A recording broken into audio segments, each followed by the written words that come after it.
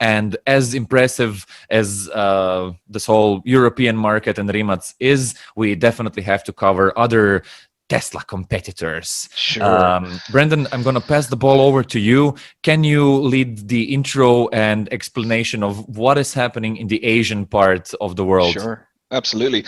I mentioned a couple of Asian brands earlier on when we were doing our sort of legacy automakers recap.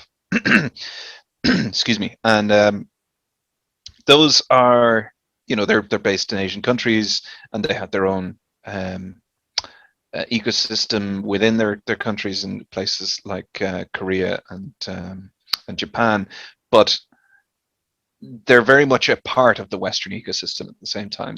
They're catering to European needs and desires and American needs and desires, and there's a sort of a self-contained, almost parallel universe happening within China. Obviously, it's got one of the largest populations in the world, so it's got its own marketplace that's almost cut off from the rest of the world. And in part, that's a political thing, but in a large part, that's just an economic thing, because they can deliver products at a much cheaper rate within their own borders if they're not shipping internationally. And so it just makes economic sense for a lot of these companies to only target the Chinese market, at least initially. That's gradually changing now, but it's quite remarkable once you start looking into it. And if you start looking at videos of Chinese trade shows, you've got the likes of Nissan and VW and all of the Western major manufacturers, and Tesla as well. Tesla, of course, has a big presence in China these days, but it's so much more diverse and vibrant in terms of the EV lineup that's available over there. I was showing you my notes earlier. I took notes of my my research, and I was running out of space on the page, and I actually was running out of space in the copybook, because it's just incredible. There's so many companies over there. So I'll zero in on one or two, but I'll throw out the names of others as well.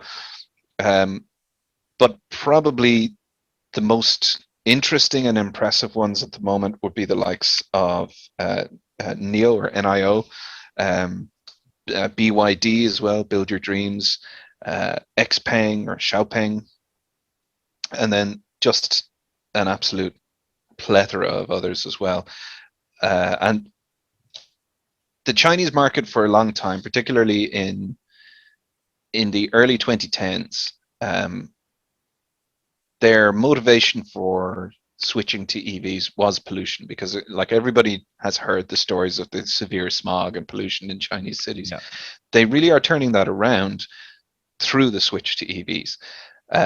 Now, early on, it was vitally important for them to make EVs attractive to the everyman and affordable to the everyman. So that came with a lot of cut corners, and you had a lot of sort of questionable tactics, like copy pasting smart car bodies onto very low quality motorized frames and that kind of thing.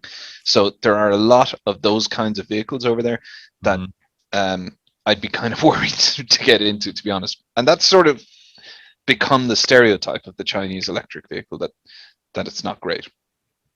But that's changing in a huge way, and it has been changing for several years. Hey, thanks for watching this video. If you want to see the full version, go to the Uncle Gold Podcast YouTube channel or watch the next clip.